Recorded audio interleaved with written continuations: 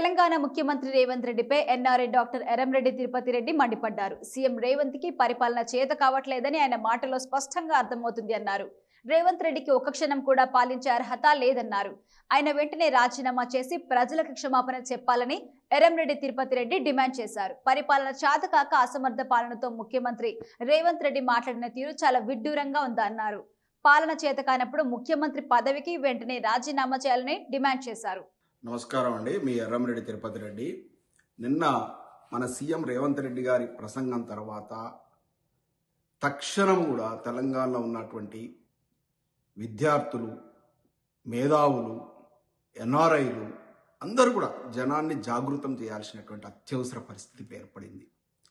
ఎందుకంటే నిన్న రేవంత్ రెడ్డి గారి ప్రసంగం ఎట్లుందంటే, ఆనాడు సీమాంధ్రప్రదేశ్లో ఉన్నటువంటి సీమాంధ్రకు చెందిన లీడర్లు చెప్పినట్టుగా తెలంగాణ రాష్ట్రం ఏర్పడితే విఫలమవుతుంది అంటే ఒక విఫల తెలంగాణను ప్రజెంట్ చేసినట్టుగా కనబడతా ఉంది.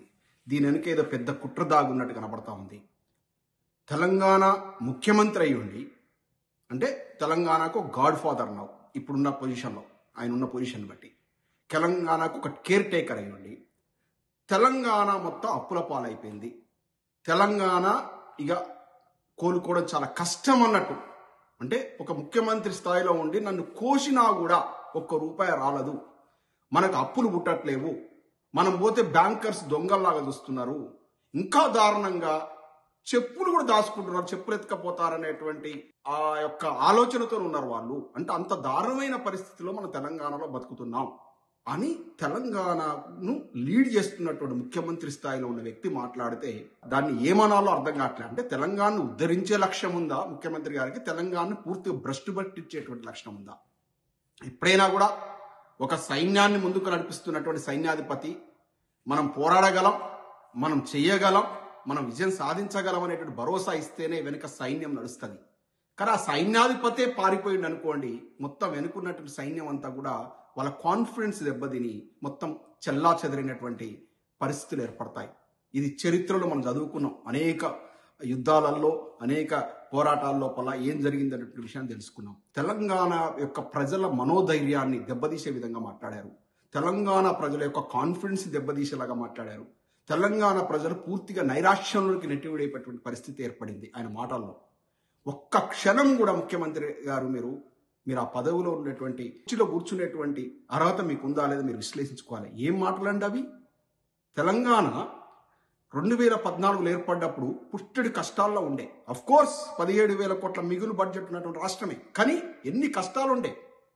కరెంటు కష్టాలు, సాగునీటి కష్టాలు, అనేక రకాల, అంటే ఆఫీసర్లు లేనటువంటి పరిస్థితి, అంటే పూర్తిగా విభజన జరగలేదు ఆంధ్రప్రదేశ్కు తెలంగాణకు మధ్య, అంటే ఐపీఎస్ ఆఫీసర్ లేని పరిస్థితి. అటువంటి గడ్డు పరిస్థితి నుంచి గత 10 ఏళ్లలో కేసీఆర్ గారి పరిపాలనలో అభివృద్ధి పదవుల తెలంగాణ ఉరకలెత్తింది. సమృద్ధిగా సాగునీటి వనరులు పెంపొందించిండు, తాగునీరు ఇచ్చిండు, 24 గంటల కరెంటు విద్యుత్ ఇచ్చిండు, 33 మెడికల్ కాలేజీలు ఏర్పాటు చేసిండు, 1000 గురుకులాలు ఏర్పాటు చేసిండు. ఒకటా రెండా?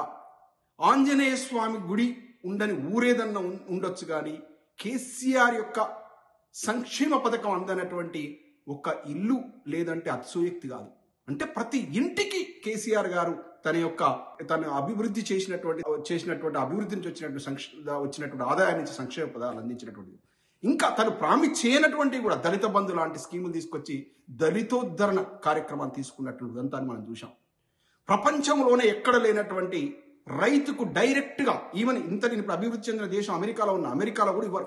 అభివృద్ధి చెందినటువంటి దేశంలో లేనటువంటి పరిస్థితి కూడా రైతుకు డైరెక్ట్ గా బ్యాంక్ అకౌంట్ లో పెట్టుబడి సాయం అందించినటువంటి ఘనత తెలంగాణ రాష్ట్రానికి అందించింది.